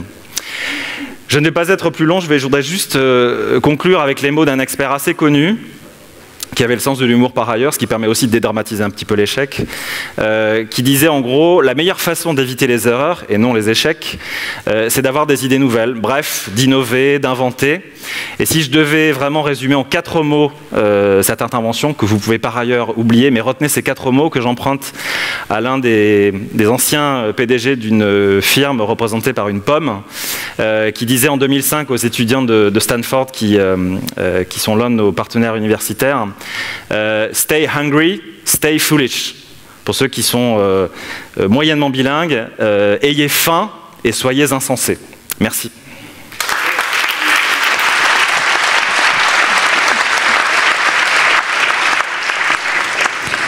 Le mot de la fin revient à la ministre déléguée chargée des PME, de l'innovation et de l'économie numérique, Madame Fleur Pellerin, qui est à l'initiative de cette conférence.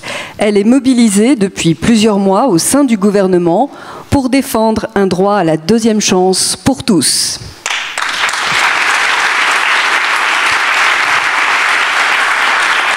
Bonsoir à tous.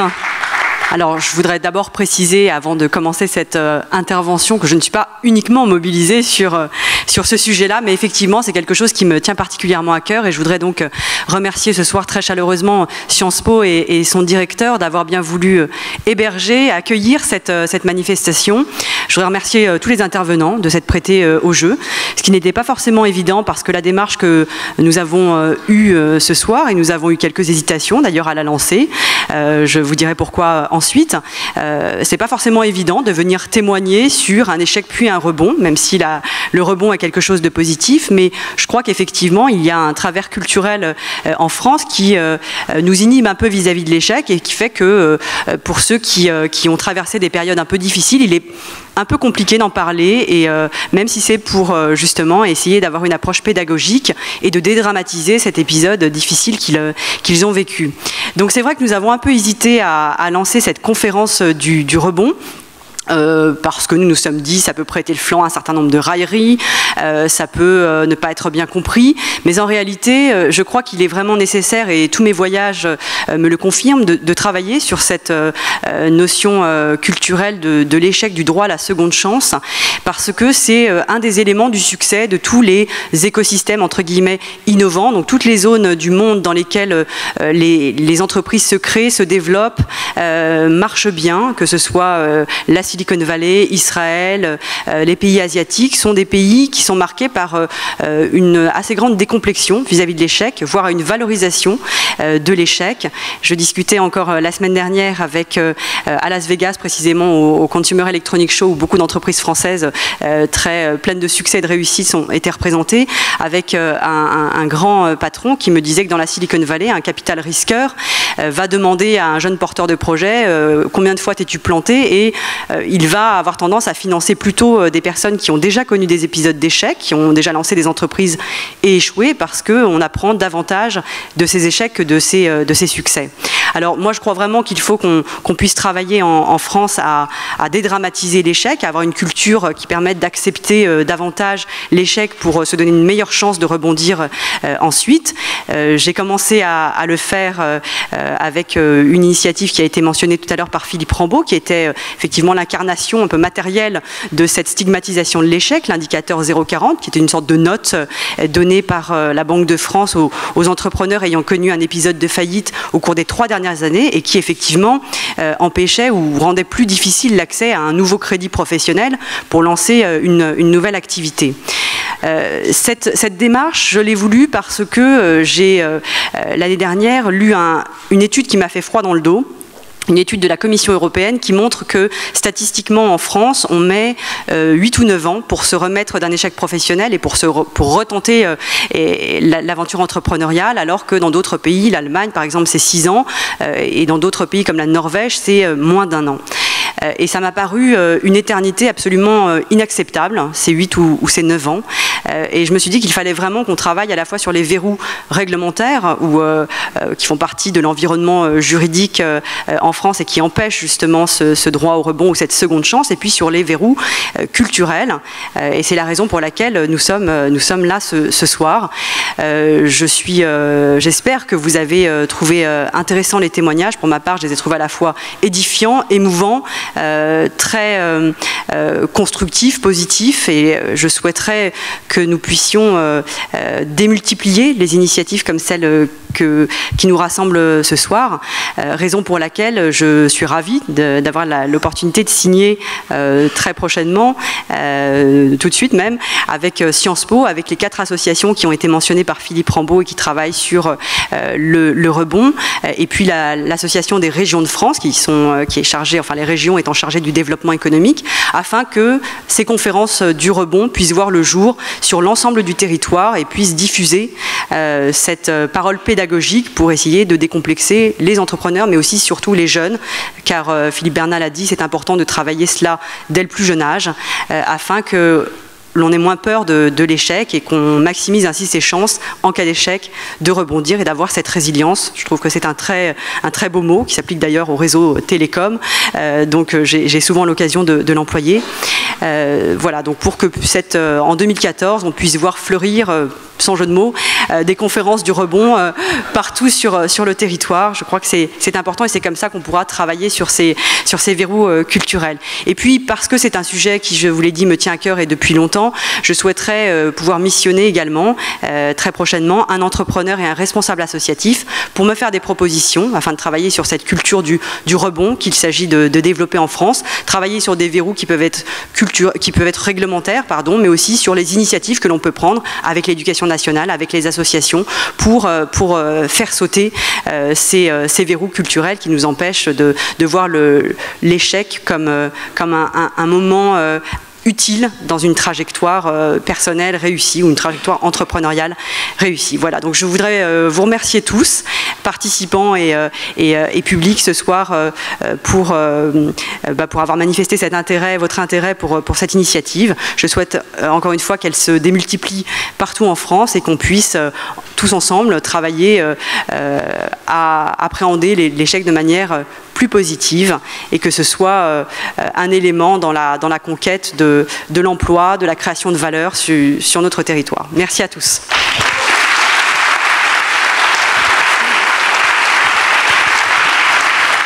J'invite les signataires de la charte à monter sur scène. Monsieur Nicolas Péjoux, directeur de la formation continue de Sciences Po.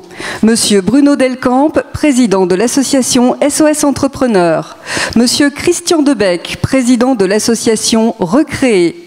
Monsieur Philippe Rambaud, président de l'association 60 000 rebonds, et Monsieur Dimitri Pivot, président de l'association Second Souffle.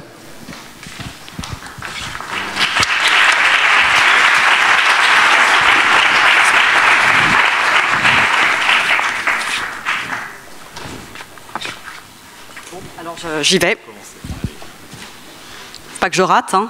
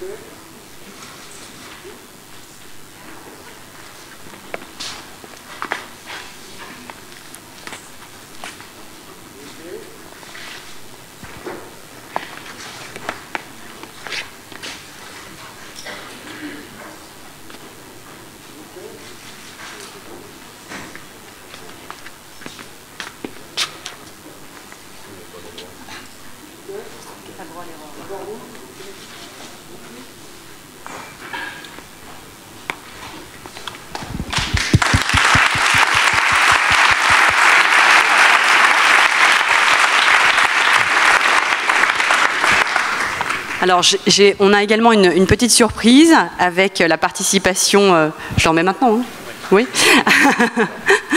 de Bastien Lanza qui, je crois, a participé à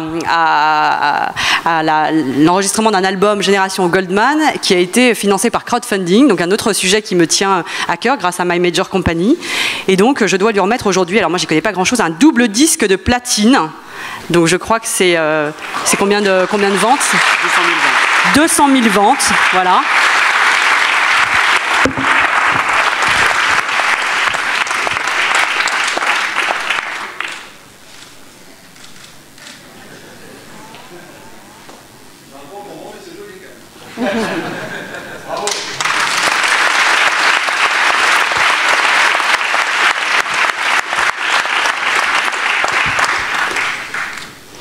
Empruntons encore à Proust une citation qui servira de transition au dernier épisode de la soirée.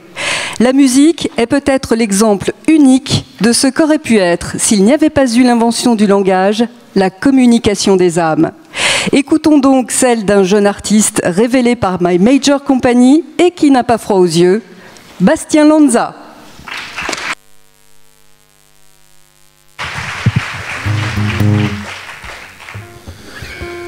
Salut à tous. Alors pour moi c'est un plaisir d'être ici, un plaisir d'avoir assisté à cette conférence. J'ai appris pas mal de choses. De mon côté j'ai participé à Génération Goldman, je suis très content. Merci à ma maison de disques, merci à Madame Fleur Pellerin pour ce beau cadeau d'après Noël. My Major Company est une maison de disques participative. J'ai eu la chance moi de recueillir la somme de 100 000 euros il y a quelques temps, auprès de 1300 internautes en moins de 2 mois, ce qui m'a permis ensuite de signer chez cette maison de disques et de commencer à produire mon disque qui sortira cette année. Donc moi je suis pas ici pour faire des discours. Moi je suis là pour vous chanter quelques chansons de mon premier album à venir. Il y a quelques mois, j'ai clôturé la cérémonie de remise de prix BGE au ministère de l'économie et des finances. Aujourd'hui, je suis ici pour clôturer cette cérémonie. Autant vous dire que je vise l'Élysée, voilà. Je pensais vous le dire, ouais.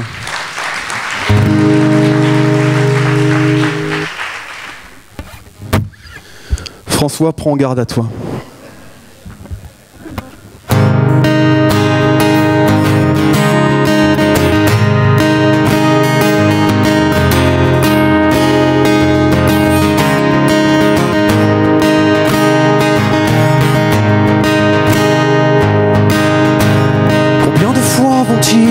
Piétiner mes rêves, jeter des pierres du haut de leur grand mépris. Quelques heures pour que je m'en relève, et combien de temps pour que j'oublie.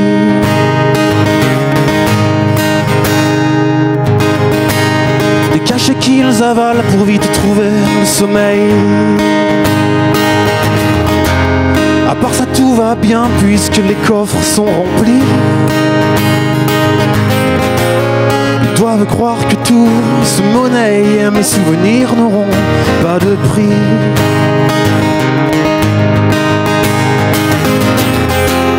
À quel point faut-il être distrait pour oublier de vivre, de vivre, de vivre.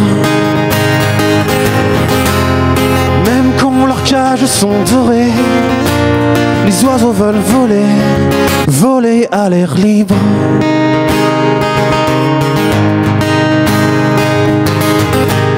Toujours les mêmes mots pendus au bout de leurs lèvres. L'important, mon pote, c'est de bien gagner sa vie. Chaque jour ils se lèvent pour la perdre, ça ne semble pas les gêner, tant pis.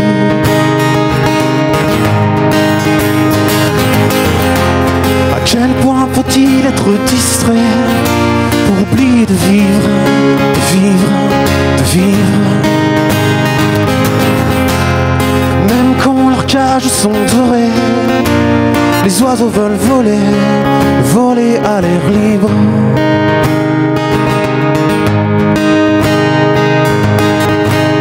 Combien d'années à n'être ni soi-même ni personne.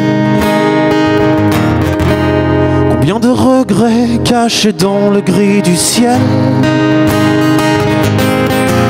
Ils ont les yeux plus tristes qu'un automne, ils peuvent garder leurs bons conseils.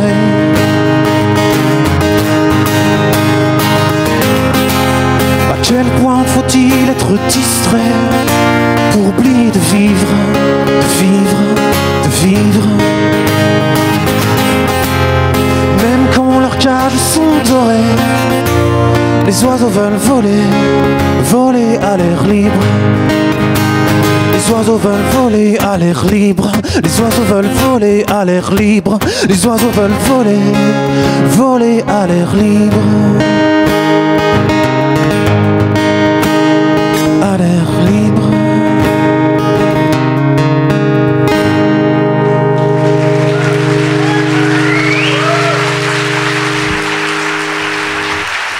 Merci.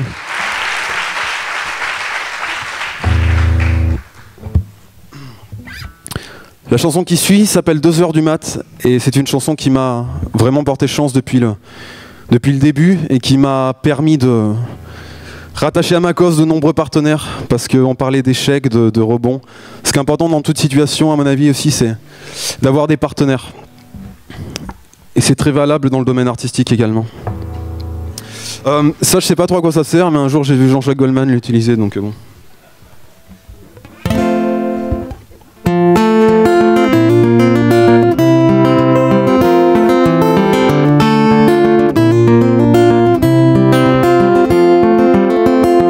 Il était pas 8 heures du soir quand elle m'a dit mon copain part voir des potes.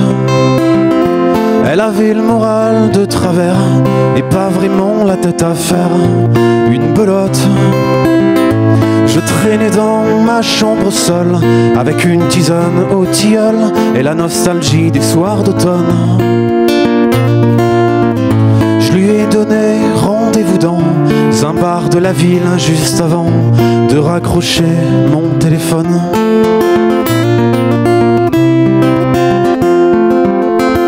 Bien sûr, il n'y avait pas de confusion, c'est juste une amie pour de bon et rien d'autre.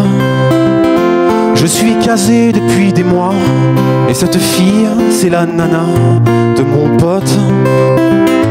On a bu des bières dégueulasses avant de quitter la terrasse pour un banc du parc d'à côté. Et comme on n'est pas des petits vieux, la soirée a duré un peu. Nous avons vu la nuit tomber.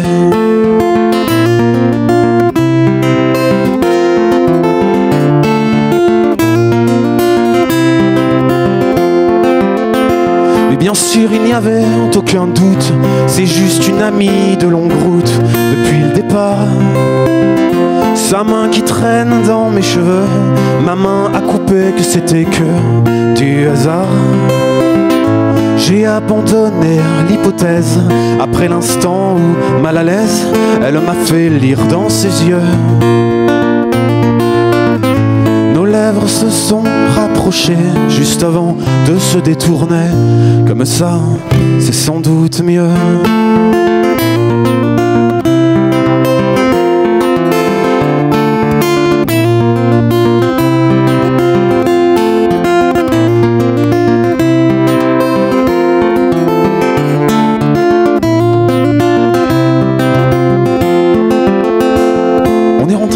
Chacun chez soi, sans chercher à comprendre pourquoi ni comment. Ça restera notre secret. Si tout le monde était parfait, ce serait chiant. Nous portions nos plus beaux habits, avec le sourire assorti et nos statuts d'indisponibles. La nuit a des pouvoirs cachés. J'ai même lu quelque part qu'après 2 heures du mat, tout est possible.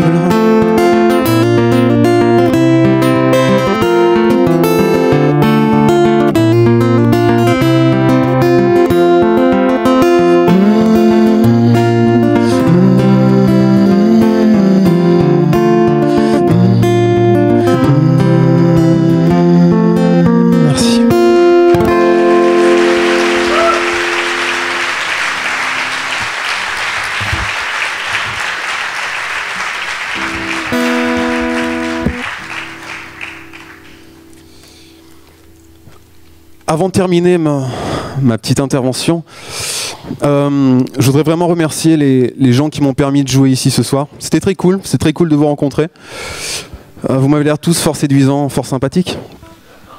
Je vous invite à aller sur internet. Maintenant c'est un moyen de communication privilégié, y compris pour les artistes. Donc si vous avez aimé, n'hésitez pas, tapez Bastien Lanza sur Google, il y a plein de trucs super cool qui vont apparaître. Voilà.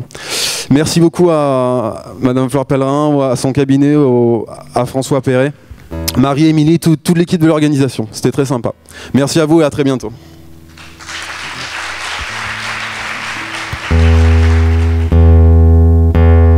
Un petit raccordage est nécessaire, hein. J'en suis désolé.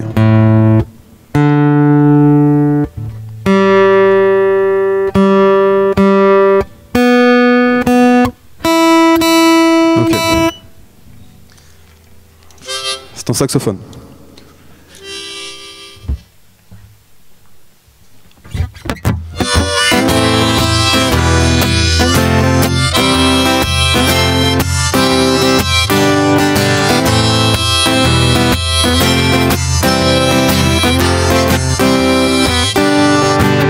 Sur mon réveil et sur ma montre, grâce au soleil les heures je compte.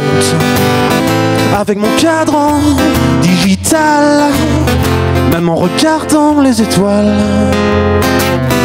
Tu es sorti il y a quelques jours pour, tu m'as dit, aller faire un tour et quand est-ce que tu reviendras? Ça ne saurait tarder, mais c'est long tout ce temps-là. Grâce au passant, je me repère à la pendule de ma grand-mère, aux 12 coups de cloche aussi, à l'horloge parlante de Paris.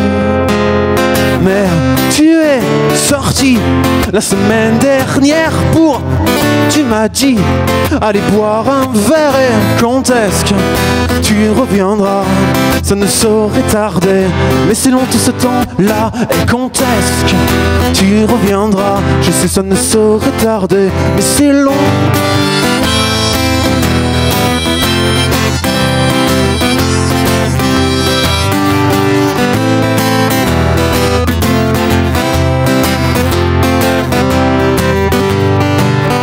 Avec la neige, les feuilles d'automne et la migration des cigognes, les pages du calendrier, je suis plutôt bien renseigné. Mais tu es sorti il y a quelques mois pour, Tu m'as dit prendre soin de toi et quand est-ce que tu reviendras? Ça ne saurait tarder, mais c'est long tout ce temps-là. Et quand est-ce que tu reviendras? Je sais ça ne saurait tarder, mais c'est long tout ce temps-là.